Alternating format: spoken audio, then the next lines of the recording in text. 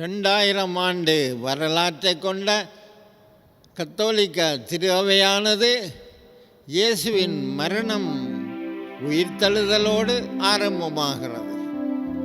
அவர் சிலுவையில் சிந்திய தெய்வீக இரத்தத்தினாலே ஊற்றெடுக்கிறதே திரு அவையின் பெரும் மறைபொருளாகும். திருச்சபை சிலுவையிலிருந்து உருவாகிறது. அந்த உருவாக்கமானது பெரும் இரத்த ஆறாக பெருக்கெடுத்து உலகம் பூராக பரவுகிறது. அப்படியான ஒரு வரலாற்றின் அதிசய ஆரம்பம்தான் பெந்திகோஸ்தே என்கின்ற பெருவிழா. அன்று தொடங்கிய திருச்சபை ஆயிரமாக பல நாடுகளிலும் இருந்து விசுவாசிகளை அரவணைத்து சிலுவையின் அடியில் வைத்து ஆறுதல் படுத்தி பரலோகம் அனுப்புகிறது.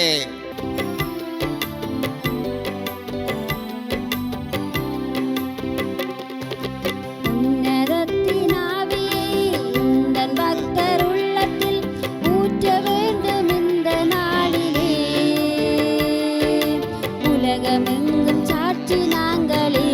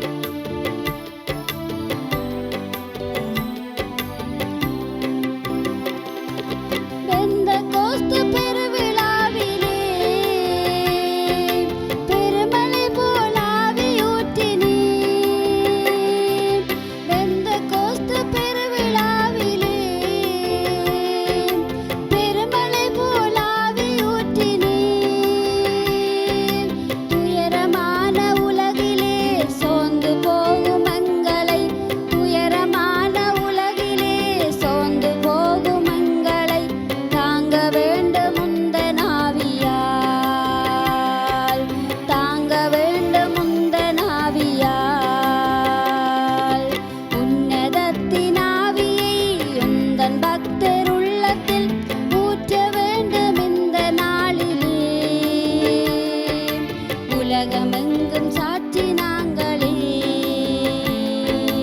உலகமெங்கும் சாட்சி நாங்களே. உலகின் திசைகளிலும் எருசலேமிலிருந்து சீரியா வரை, அங்கு வட ஆப்பிரிக்கா வரை, ஆசியாவின் வேறு பகுதிகள் வரை பரவிய திரு அவைக்கு ஒரு பெரும் சவால் நீரோ மன்னனின் கீழ் நடந்தது. 64ஆம் ஆண்டு பித்து பிடித்த நீரோ ஒரு பெரிய வேதகலாபனையை ஆரம்பித்தான். மிருகங்களுக்கு ரோம் சர்க்கஸிலே கிறிஸ்தவர்கள் எறியப்பட்டார்கள், கொலை செய்து மாண்டனர். கிளேடியேட்டர்ஸ் என்ற வாள் வீரர்கள் முன்னிலையிலே தூக்கி எறியப்பட்டனர். பயங்கர மிருகங்களான சிங்கம், பெரும் மாடுகள், உரைகொண்ட மாடுகள், புலிகள்,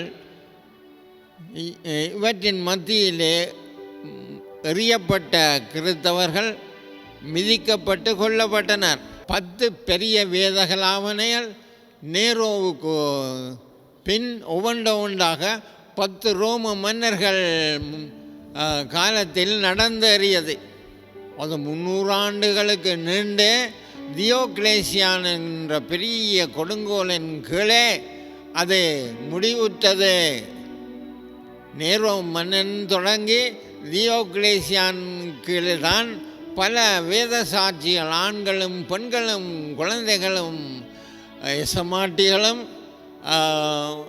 எசமாட்டிகளுடைய வேலையாட்களும் வேத சாட்சிகளாக மறித்தனர்.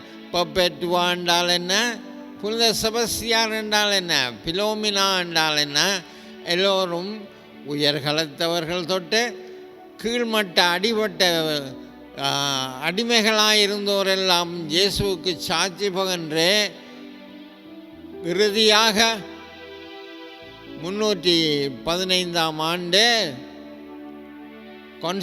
கான்ஸ்டன்டைன் அரசனின் மனந்திரும்புதலின் ஊடாகவும் அவருக்கு அனுசரணையாக நின்ற அரசி ஹெலனாவின் ஆட்சியின் கீழும் கிறிஸ்தவம் சுதந்திரம் பெற்றது.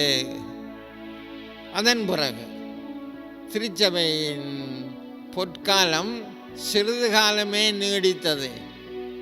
பொன், மண்,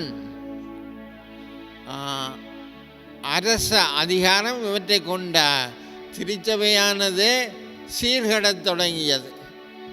பல வகைகளிலே உலகத்தின் மாயைகள் அவதை வந்து சுற்றி பிடித்து கொண்டன. அதனாலே தான் முதல் பெரிய பூகம்பம் திருச்சபையில் ஏற்படலாயிற்று. அது மிலேச்சர் படையெடுப்புகளின் முன்னிலையிலே லட்சம் லட்சமாக வந்து குவிந்த ஹன்ஸ், ஒஸ்ட்ரோகோத்ஸ், விசிகோத்ஸ், லொம்பார்ட்ஸ் முதலிய மிலேச்சர் படைகள் ஐரோப்பாவை அடித்து நுரைக்கினர். ஐரோப்பிய கலாச்சாரம், கிறிஸ்தவ கலாச்சாரம் இருந்த இடம் தெரியாது, அழிந்து போயிட்டு. இறுதியாக வந்தவன் தான் அட்டில்லா என்கின்ற ஹன் அரசன். அவன் 576 ஏற்பட்ட பெரிய பூகம்பத்தின் மத்தியிலே 2ஆம் மனந்திரும்புதல் ஆரம்பமாயிட்டு. அயர்லாந்தர் புனித பத்திரிசியாரும் கொழும்பன்ஸும், இங்கிலாந்திலே அகுஸ்தினார் கண்டபரி தொட்டு இங்கிலாந்து பூராக, சிரில் மெத்தோடியஸ் என்ற சகோதரர்கள் ஸ்லாவோனிக் நாடுகளிலே புதுப்பித்தலையும் மனந்திருப்புதலையும் தொடக்கி அவர்கள் வெற்றி கண்டார்கள். இதுவே பெனடிக்டார் ஆசீர்வாதப்பரின் துறவர சபைகளின் வெற்றி என்று சொல்லலாம். அவர்கள் ஐரோப்பா முழுவதும் ஒரு கிறிஸ்தவ நாகரிக அலையை உருவாக்கி அவர்கள் வெற்றி கண்டார்கள். அவர்களின் மிஷனரி ஆர்வத்திலே கண்டது தான் ஐரோப்பாவின் மனந்திரும்புதல். அந்த மனந்திரும்புதலிலே வெற்றி கண்ட கத்தோலிக்கம் பரவலாக கிராமங்களை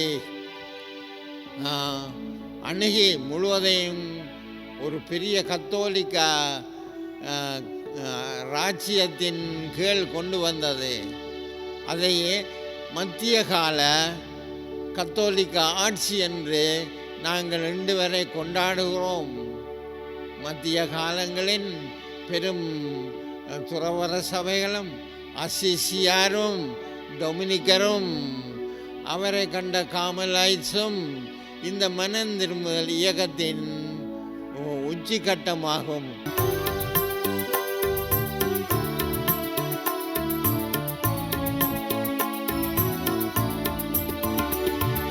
இயேசுவின் பின்னால் நானும் செல்வேன், திரும்பி பார்க்க மாட்டேன், திரும்பி பார்க்க மாட்டேன். இயேசுவின் பின்னால் நானும் செல்வேன், திரும்பி பார்க்க மாட்டேன், திரும்பி பார்க்க மாட்டேன். சிலுவையே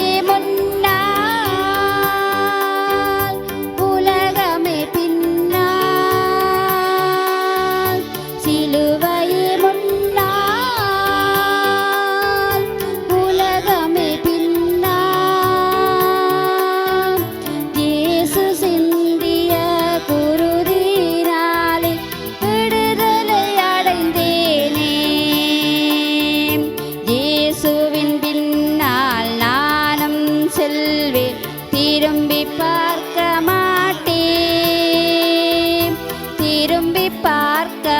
மாட்டேன்.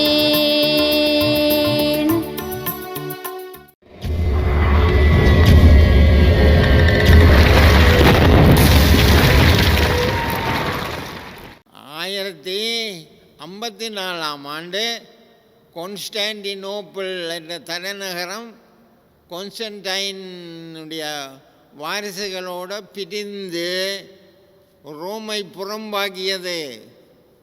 பெரிய ராஜாக்களும் மந்திரிகளும் அவர்களுடைய செல்வங்களும் பிரிந்து துருக்கியை நோக்கி நகர்ந்தன.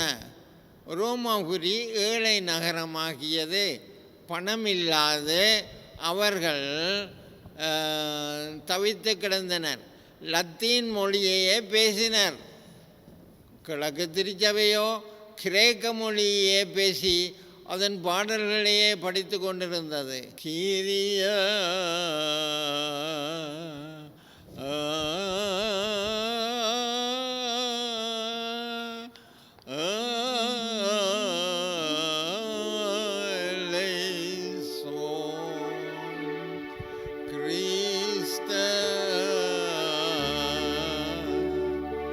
அப்படின்னு கிரேக்கத்தில் பாடிக்கொண்டிருக்க, அந்த கிரேக்க திருச்சபையோட இணைந்த சீரியோ மலபார் மலங்கார் என்கின்ற இந்திய சபைகளும் கேரளத்தின் சபைகளும் கிழக்கு திருச்சபையோடு சேர்ந்து கொண்டன.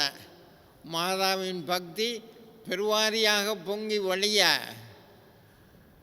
மாதாதான் என்ற பாடலும் அங்கு மலையாளத்தில் ஓங்கி ஒலித்தது. கிரேக்க திருச்சபை புறம்பாகவும் லத்தீன் திருச்சபை ரோம திருச்சபையாகவும் பரவினர். லத்தீன் திருச்சபையின் பெரிய ஏழ்மையிலும் அதே வளம் பொருந்திய திருச்சபையாக பாரிஸ், லண்டன், ஜெர்மனியில் தலைநகர்களில் பெரிய பெரிய சர்வகலாசாலைகள் தோன்றின. அந்த சர்வகலாசாலைகளில் தாமஸ் அக்வைனஸ், பதுவாவில் வேறு லத்தீன் பேராசிரியர்கள் அப்படி என்று அறிவில் வளர்ச்சி கண்டனர். அந்த அறிவு வளர்ச்சியின் முன்னணியிலே தான் இன்று கணிக்கப்படுகிற ஆக்ஸ்ஃபோர்ட், கேம்பிரிட்ஜ், சோர்போன் முதலிய சர்வகலாசாலைகள் பெயர் புகழும் பெற்று இன்றும் நாம் பின்பற்றக்கூடிய அளவுக்கு வளர்ந்திருந்தன.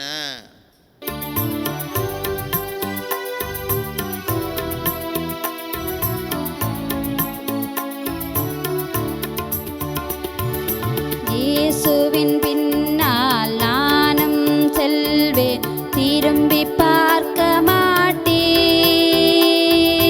திரும்பி பார்க்க மாட்டேன். இயேசுவின் பின்னால் நானும் செல்வேன், திரும்பி பார்க்க மாட்டேன், திரும்பி பார்க்க மாட்டேன். சிலுவை முன்னால்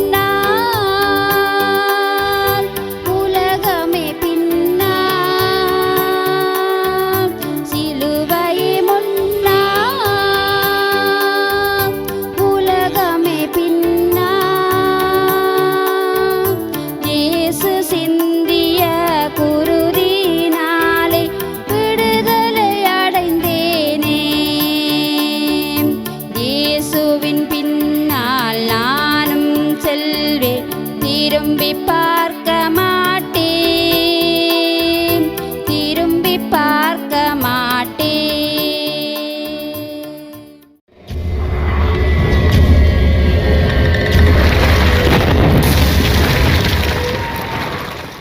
மூன்றாவது பெரும் திருச்சபையின் பூகம்பம் புரொட்டஸ்டன்ட் சீர்திருத்தம்.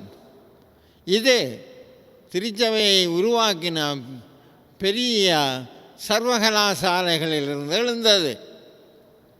முதலாவது ஜெர்மனியின் விட்டன்பர்கில் படிப்பித்து கொண்டிருந்த மார்ட்டின் லூதர் தன்னுடைய 97 பிரகடனங்களை செய்து விட்டன்பர்க் ஆலய கதவுகளில் அறைந்தான். அதை கண்ட ஜெர்மனியர்கள் கொதித்தெழுந்தனர். திருச்சபை ரெண்டாக பிளந்தது. அதே வேளையில் பிரான்சில் படிப்பித்து கொண்டிருந்த கல்வின் அவனும் தன்னுடைய புரட்சியை தொடக்கினான். திருச்சபையிலிருந்து பிரிய வேண்டும் என்று சொன்னான். சமகாலத்திலே வேறொரு பிரச்சனையில் மாட்டுப்பட்ட 8ஆம் ஹென்றி என்ற ஆங்கில அரசன் தன்னுடைய 2வது திருமணத்திற்கு உதவி கோரி திருச்சபையிலிருந்து பிரிந்து அவன் ஆங்கிலிக்கன் திருச்சபையை உருவாக்கினான். இதன் பலாபலனே ஐரோப்பா முழுவதும் 2ஆக பிளந்தது. ரோமான் கத்தோலிக்க திருச்சபை 2ஆக பிளவுபட்டு புரொட்டஸ்டன்ட் சீர்திருத்த கத்தோலிக்கமாகவும் சீர்திருந்தாத கத்தோலிக்கமாகவும் பிளவுபட்டு நின்றது.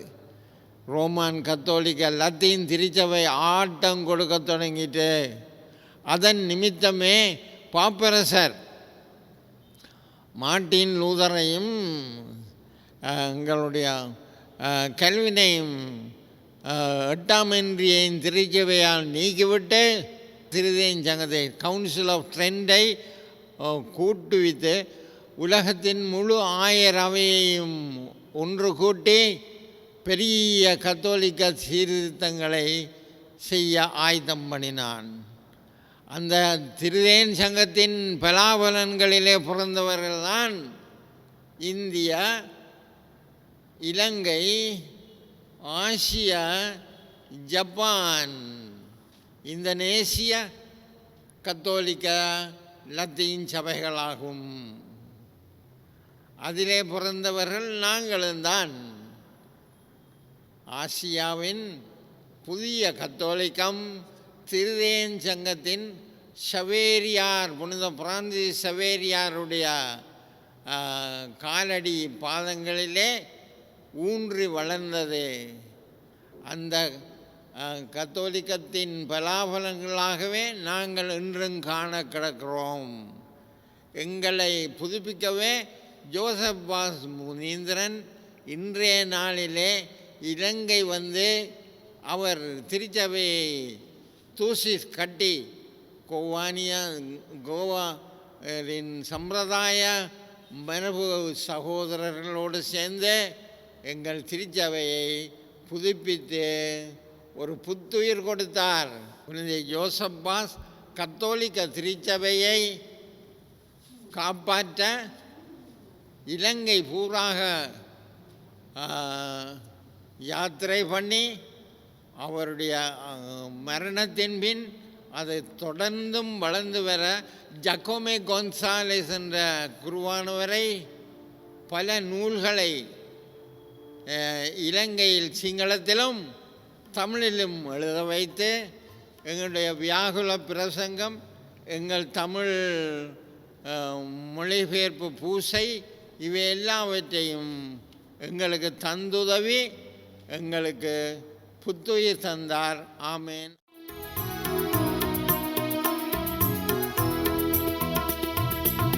மாதாவே சரணம், உந்தன் பாதாரம் புவிக்காதாரம், கன்னி மாதாவே சரணம்.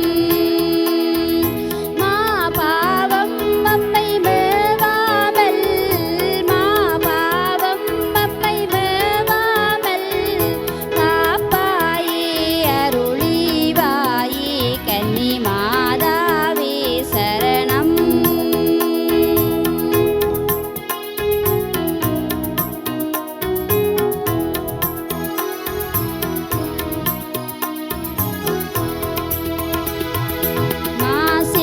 மனமும் தேசுவினுள்ளமும் மாந்தறிந்தவரால் நோயுற கண்டோம். மாசில்லா மனமும் தேசுவினுள்ளமும் மாந்தறிந்தவரால் நோயுற கண்டோம். தவம் செய்வோம் தினம் செபமாலை சொல்வோம், தவம் செய்வோம் தினம் செபமாலை சொல்வோம், பாவத்திற்கு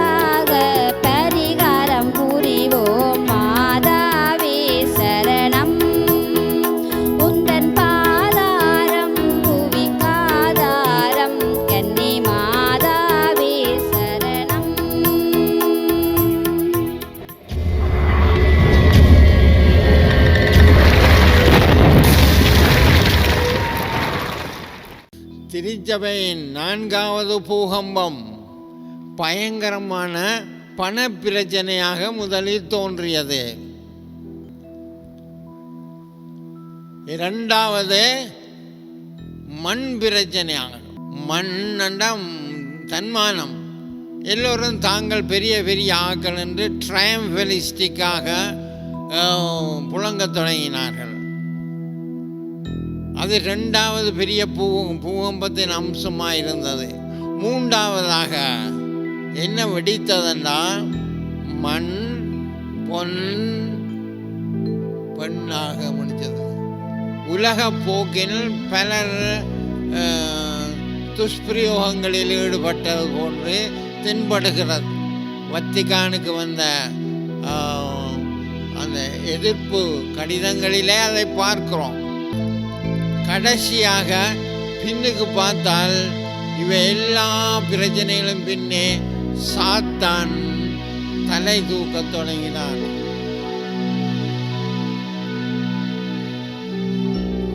இதனால் தான் 2ஆம் வத்திக்கான் சங்கத்துக்கு பிறகு 3ஆம் வத்திக்கான் சங்கத்தை தொடங்காமல் பாப்புரை பிரான்சிஸ் சொன்னார், எல்லாரும் கூடுவோம், கீழிருந்து மேல் மட்டம் வரை சகல மக்களும் கத்தோலிக்க மக்களும் தங்களை ஆய்வு செய்து புதுப்பித்தலை தொடங்குவோம் என்றார். அவர் இறந்து கொண்டிருந்த பொழுது 2 கடிதங்கள் சுற்று நிருபங்கள் வெளிவந்தன. இயேசுவின் திரு இருதயம் என்ற 2ஆம் முறை எழுதப்பட்ட கடிதம் கத்தோலிக்க திருச்சபையை உலுப்பி ஆண்டவருடைய அன்பானது இன்னும் பிரதிபலன் கேட்டு தவித்து கொண்டிருக்கிறது என்ற கடிதத்தை எழுதினார்.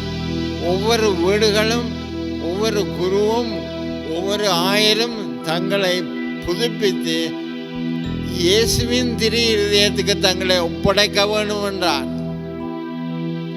இதன் பலாபலன் எப்படி இருக்கும் என்று அவர் எழுதி முடித்தும் முடிக்காததுமான டிலெக்ஸிட்டே என்ற கடிதத்தை வடிவாக பிரசுரிக்காமல் மரித்து விட்டார்.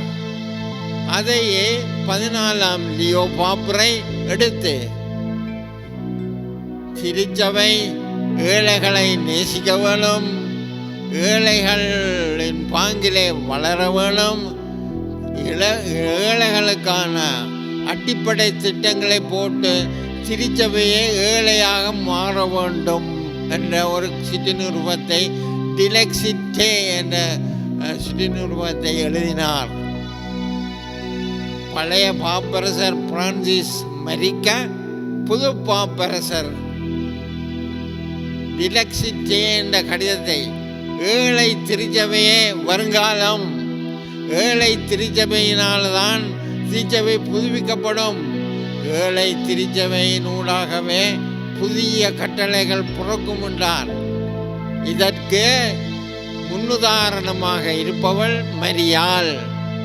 நாசரேத்தூரிலே வலியோரை சிம்மாசனத்திலிருந்து கீழே தள்ளி தாழ்ந்தோரை உயர்த்தினார்கள் என்ற அவனுடைய போர் விருது வாக்கியத்தை முன்வைத்தே மாட்டா என்ற மரியாள் என்ற கடிதத்தை எழுதினார்.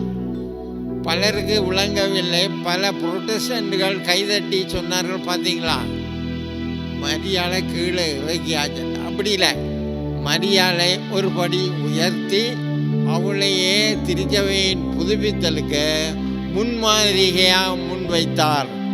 ஆமேன், அல்லேலூயா.